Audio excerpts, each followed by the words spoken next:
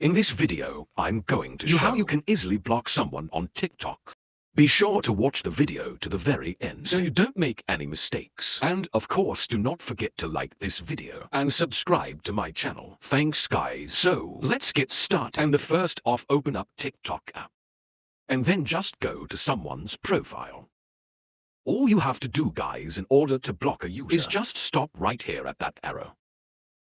And then select block. It says that after you block the user, they will not be able to send you messages, see your boss, or find your profile. They will not be notified that you belong them.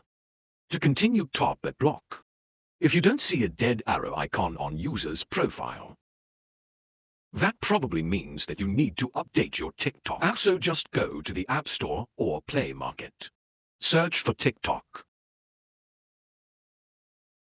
And then if this button says update, tap on it to get the latest TikTok version.